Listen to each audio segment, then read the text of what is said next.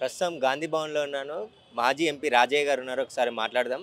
చెప్పండి సార్ ఎట్లాంటి మీటింగ్‌లో ఎలాంటి చర్చకొచ్చింది? అసలు ఎట్లా? ఈరోజు ప్రభుత్వం వచ్చిన తర్వాత బహుశా ఇది మొట్టమొదటి పిఏసీ మీటింగు. దీనిలో అనేక అంశాలు చర్చకు వస్తాయి, వచ్చి ఉంటాయి, ఎజెండా క్రమంలో వెళ్తారు. ఒకటి, మనము గెలిచిన తర్వాత ప్రజలు దీవించిన దానికి ధన్యవాదాలు చెప్పటం. ఎంచేతనంటే ప్రజలు కాంగ్రెస్ పార్టీని నమ్మిండ్రు, విశ్వసించిండ్రు. ఆ దుర్మార్గ దుష్ట పరిపాలన టీఆర్ఎస్ పరిపాలనను అంతమొందించిండ్రు. అబద్ధాల పరిపాలన అంతమొందించినటువంటి పరిస్థితి ఉంది కాబట్టి ధన్యవాదాలు చెప్తారు. తర్వాత ఇచ్చిన హామీలు నెరవేర్చే దిశగా మా అడుగులు పడతాయి. ఎందుకంటే కాంగ్రెస్ పార్టీ ఒకసారి మాట ఇస్తే మాట అమలు చేసి తీరుతుంది. అదే టీఆర్ఎస్ పార్టీ మాట ఇస్తే మాట తుంగల దొక్కుతుంది అనేటువంటి విధంగా కార్యక్రమాలు ఉన్నాయి. కాబట్టి వాటిని విశ్లేషించుకుంటాం. ముందు కాలంలో మేము ఇచ్చవలసిన హామీలను ఏ రకంగా పూరించుకోవాలి, ఆ లోటు బడ్జెట్ని ఏ రకంగా మనం సవరించుకోవాలి, కేంద్రంలో ఏ రకమైన చర్యలు తీసుకోవాలి, రాష్ట్రంలో ఏ రకమైన చర్యలు తీసుకోవాలి అనేటువంటి విధంగా మాట్లాడుతూ ఉన్నారు. అంతేకాకుండా రేపు రాబో కాలంలో పార్లమెంట్ ఎన్నికలు అవుతూ ఉన్నాయి. పార్లమెంట్ ఎన్నికలలో మరి మా ఎత్తుగడలు రాజకీయ వ్యూహరచనలు చేయడానికి కూడా ప్రాధాన్యత ఇచ్చి ఉంటారు. వాటిని కూడా మేము ఆలోచన చేస్తాం. సంస్థాగతమైన నిర్మాణంలో కొన్ని ఖాళీలు ఉన్నప్పుడు వాటి ఖాళీని ఏ రకంగా పూరించాలి, ఎట్లా పూరించాలి, అర్హులైనటువంటి వాళ్ళకు సముచిత స్థానం కల్పించవలసిన అవసరం ఉన్నది. కాంగ్రెస్ గెలుపులో చాలా మంది పాల్గొన్నారు గెలుపు కోసము. వాళ్ళకి నామినేట్ పదవులు ఇప్పుడు 56 కార్పొరేషన్ చైర్మన్లు ఉన్నాయి. అదే ఎమ్మెల్సీలు ఆశిస్తున్నారు. ఎవరెవరికి ఎట్లా ఇవ్వబోతున్నారు? కాంగ్రెస్ పార్టీలో యోగ్యులైనటువంటి అనేక మంది నాయకవర్గం ఉన్నది. కొన్ని లక్షల మంది పనిచేస్తే వందలలో పోస్టులు దొరుకుతాయి. దొరికినప్పుడు సంతోషపడతారు, సేవ చేస్తారు. దొరకని వాళ్ళు మళ్ళీ వాళ్ళ యొక్క సేవా కార్యక్రమాలను కొనసాగించుకుంటూ పార్టీని బలోపేతం చేసేటువంటి కార్యక్రమం ఉంటుంది. 58 పోస్టులు 64 పోస్టులతోటే కాదు, ప్రజలకు ఏమి ఇచ్చాము, ప్రజల యొక్క జీవన ప్రమాణం మెరుగవటానికి ఏ కార్యక్రమం రూపొందించుకొని వెళ్తున్నాము, అది మాకు ప్రధానం తప్ప పదవులు ప్రధానం కాదు. కాంగ్రెస్ 6 గ్యారెంటీలు అమలు చేయలేదు. ఎందుకంటే రైతు రుణమాఫీ 2 లక్షలు అనేది చాలా పెద్ద బడ్జెట్, దాన్ని చేయలేదని చెప్పి బీఆర్ఎస్ చెప్తుంది. దానిపైన మీరేమంటారు?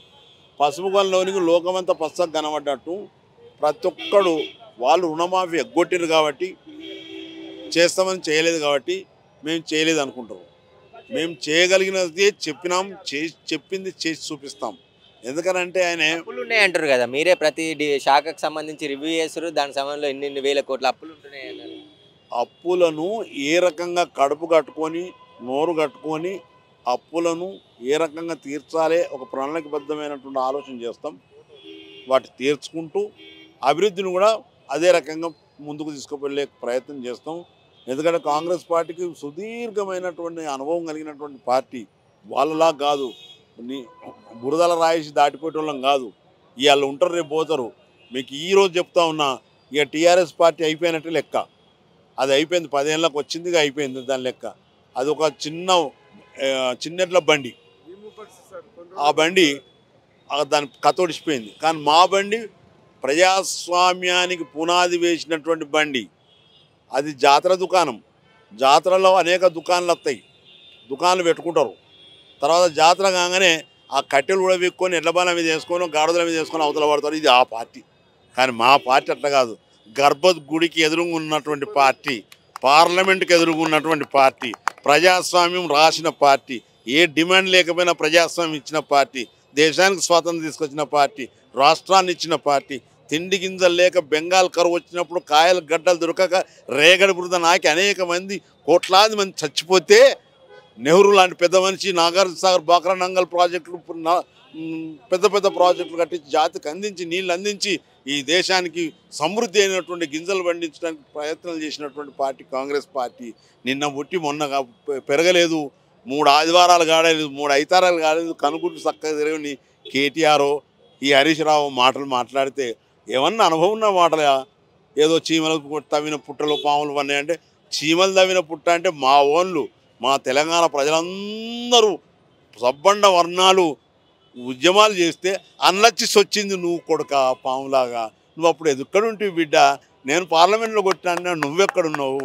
నేను విద్యుత్ సౌధం గట ఆడి పాటలు చేసినా నువ్వెక్కడున్నావు అనేటువంటి మాట తెలియజేసుకుంటూ, నువ్వు మీ అయ్య కనుక లేకపోతే వాస్తవం మాట్లాడదాం. మీ అయ్య కనుక లేకపోతే కేసీఆర్ లేకపోతే నువ్వు మంత్రి అయ్యేదివా, నాయకుని అయ్యేదివా?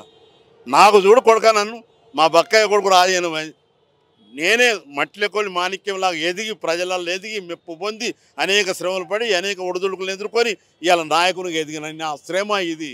నా ప్రజల యొక్క ప్రేమ అభిమానాన్ని చూరగొని వచ్చిన నీలాగా పెంపుడు పిల్లగానిలాగా రాలేదు. నువ్వు వట్టి దత్తపుత్రునివి తప్ప పార్టీకి నువ్వేం నాయకునివి కాదు. అంత మాత్రం ఎగిసెగిసి పడే ప్రయత్నం చేయకు. నువ్వు ఇక్కడ కాదు ఎక్కడన్నా మహారాష్ట్రలో మధ్యప్రదేశ్లో పోయి నువ్వు ఎదుగు చూస్తాం, అప్పుడు తెలుస్తుంది నీకు ఎదుగుదల ఎట్లా ఉంటుందో అనేటువంటి మాట తెలియజేస్తా ఉన్నాను. పార్లమెంట్ ఎలక్షన్లకి ఎలాంటి కార్యాచరణతో వెళ్ళిపోతున్నారు? ఎన్ని సీట్ల వరకు కూడా గెలిచే అవకాశం? మెజారిటీ సీట్లుగా వాళ్ళు శూన్యంలో ఉంటారు. వాళ్ళను ఆదరించే మనుషులు లేరు. వాళ్ళు చెప్పిన మాటలు విని విని చెవులల్లో రక్తాలు గారినాయి, కళ్ళల్లో మల్లెలు పడ్డాయి. ఇంకా వాళ్ళను ఆదుకునే పరిస్థితులు లేరు. ఇక వాళ్ళ మనుగడ క్లోజు. ఎందుకంటే టీఆర్ఎస్ మళ్ళీ చెప్తే కదా, అది ఒక బుచ్చి పార్టీ, బుత్తిమంత పార్టీ. ఢిల్లీకి వెళ్ళి చూస్తే ఒక ఎంటిక మునంత ఉన్నటువంటి పార్టీ. ఆ పార్టీని పెట్టుకొని ఆకాశానికి కాలు దాపిండంటే నేను బీఆర్ఎస్ పెడతా, దేశమంతా ప్రణాళికలు చేస్తా, దేశమంతా నీళ్లు తెస్తా, దేశమంతా వృద్ధి చేస్తా. అరే నీ అమ్మ ఉట్టికెక్కుని ఉన్నాడు, స్వర్గానికి ఎక్కుతాడు. నీకే దిక్కులేదు నా కొడుకు అంటే దేశాన్ని కాపాడుతా అనేటువంటి పెద్ద పెద్ద వడిగల్ల మాటలు చెప్పినవు. దాన్ని పెబ్బె మాటలు అంటారు, మా దగ్గర అయితే పెబ్బెలు హెచ్చుల మాటలు అంటారు. హెచ్చులు కొట్టాం కొడుక, ఇది సరైనది కాదు. ఇచ్చిన అధికారం ఎంత, నువ్వు ఉన్న పరిధి ఎంత, నీ శక్తి ఎంత, దాని ప్రకారం ఆలోచన చేయాలి. ఇది గొప్ప దేశం, ప్రజాస్వామ్య దేశం బిడ్డ. ఏమని చేతిలో అది ఉండే అవకాశం లేదు అనేటువంటి మాట ఈ సందర్భం గుర్తు చెప్తా ఉన్నాను. ఎన్ని సీట్లు గెలవబోతున్నారు? ఎంపీ సీట్లు 15 16 అంటాడు మావాడు, ఇంకోటి ఎక్కువనే చెప్తాడు. 16కి వెళ్తాం పో. తెలంగాణ మూమెంట్లో మీరు త్యాగం ఎంత కొట్లాడిర్రు ఎంపీగా ఉన్నప్పుడు సమయంలో? అప్పుడు ఉద్యమకారులకి అవమానం జరిగింది బీఆర్ఎస్ పార్టీలో అని చెప్పి, బీఆర్ఎస్ ప్రభుత్వంలో అన్నాడు. ఇప్పుడు ఎట్లా ఉండబోతుంది? వాళ్ళని గుర్తిస్తారా? వారికి సంబంధించి చాలా తెలంగాణ ఉద్యమం వాళ్ళు చేసే సొమ్ము ఒకటిది, సోకొకటిది. ఈ సొమ్ము ఎవరిది? తెలంగాణ ప్రజలది. పోరాటం చేసిన సబ్బన్న వర్ణాలు గల్లీలో పోరాటం చేస్తే ఢిల్లీలో బిల్లు పెట్టించిన ఘనత అప్పుడున్నటువంటి 11-12 మంది ఎంపీలం ప్లస్ నా సోనియమ్మ బిల్లు పెట్టించి తెలంగాణ ఇచ్చింది. అప్పుడు నువ్వు ఎక్కడ ఉంటివి కొడుక? పార్లమెంట్లో కుట్టి ఉంటివా నువ్వు? ఎక్కడన్నా అక్కడ ప్రజలను మెప్పించినావా? మాకున్నాయి 206 సీట్లు. జ్ఞాపకం చేస్తామంటే మళ్ళీ జ్ఞాపకం చేస్తా. నాకున్నాయి, కాంగ్రెస్ పార్టీకి ఉన్నాయి 206 సీట్లు. 270 సీట్లు కావాలి పార్లమెంట్ పాస్ కావాలంటే. ఇంకా 100 సీట్లు ఎడికెళ్ళి తెచ్చినంటావు? ఎవరు కాళ్ళు పట్టుకున్నావు, కడుపులో తలబెట్టినావు, ఎక్కని మెట్టు లేదు, మొక్కని కడపలేదు. ఆ రకంగా మెప్పించి తెలంగాణ రాష్ట్రం తెస్తే ఊకదంపుడు పని నేను మెడలు మంచి తెచ్చిన, నువ్వు తెచ్చింది. ఉరికొచ్చి మా సోనియమ్మ కాళ్ళ మీద పడ్డది, లోకమంతా చూడలేదా? సోనియమ్మ లేకుంటే తెలంగాణ వస్తున్నా? నిండు అసెంబ్లీలో కూడా చెప్పలేదా ఆ మాట? సోనియమ్మ లేకపోతే తెలంగాణ కాదని చెప్పలేదా? ఇప్పుడేమో ఊసర వెళ్ళాక రూపం మార్చి నేను తెచ్చిన, మెడల మంచి తెచ్చిన, ఇయ్యాక ఉండలేని పరిస్థితి తీసుకొచ్చిన. మా ప్రజలు కనుక లేకపోతే నువ్వేం తెస్తావా? నాకు అర్థం కాదు. నీకే దిక్కు లేదు. నువ్వు ఏ ఊరు మీది? మీ ఊరేది? నీ ఊరు ఎక్కడో ముస్తాబాద్ మండలంలో ఒక ఊరు. అది లేచిపోతే ఎవ్వడు రానియకపోతే పోయి తలమడుగులో చేరినవు. తలమడుగులో కూడా ఉంటే పనికిరాదని నెలదెంగి తెచ్చి ఫామ్ హౌస్లు నువ్వు. ఏ ఊరికి సంబంధం లేదు సుమా. ఏ ఊరికి? మా సంచార జాతులు ఏం చేస్తే ఎరికైనా కుక్క పిల్లలను, కోడి పిల్లలను పట్టుకొని, కోతి పిల్లలను పట్టుకొని ఊరు దాటి ఊరవతల ఓపెన్ ప్లేస్లు ఉంటారు మా వాళ్ళు. ఎందుకంటే ఈడుండరాదు, ఆడుండరాదు, నడిట్లో ఉంటారు. అట్లా నడిలో ఉన్నటువంటి సంచార జాతి నువ్వు తప్ప నీకు లేదు. నాది చూడు కొడుక, నాది లింగాపురం, బక్కయ్య కొడుకు రాజా, లింగాపురం, కరీంనగర్ జిల్లా, మానకొండ మండలం. మా ఊరు ఉన్నది, నాకు ఇల్లు ఉన్నది. నీకు ఈ సొంత ఇల్లు ఎక్కడున్నది బిడ్డ? అట్టిగా పొరుగురికి వచ్చి బతుకుతాను బిడ్డ. ఇది సరైనది కాదు. ఉండొచ్చు నీకు 1000 ఎకరాలు 500 ఎకరాలు ప్రజల సొమ్ముతో కట్టుకున్న సొమ్ము ఉండవచ్చు. కానీ నేను నిజాయితీ నిక్కర్షకంగా సంపాదించుకొని కష్టపడి భార్యాభర్తలను ఉద్యోగం చేసి సంపాదించుకున్న పైసలతో రాజకీయం చేస్తాను తప్ప నువ్వు ప్రజల ముంచి జానిన కడుపు కోసం మేడిగడ్డ కట్టి, కాళేశ్వరం కట్టి ఎన్ని తింటావు కొడుక? 70 ఏళ్ళకు నాలాగా 70 ఏళ్ళకి వచ్చినావు. నేను పోతానికి అన్నిగానే తిన్నావు. ఏం చేసుకుంటావు అయితే తిండి? కొంచెం పోతావు మీదికి. ప్రజలకు మేలు చేసే కార్యక్రమాలు చెయ్యి. చిరస్థాయిగా నీ నామం దాని మీద ఉండాలి అనేటువంటి మాట తెలియజేస్తా ఉన్నాను. రేవంత్ రెడ్డి పాలన ఎట్లుందంటారు? 10 రోజులు 10 రోజులు దాటి జేజేలు కొడతాను, సంబరపడతాను.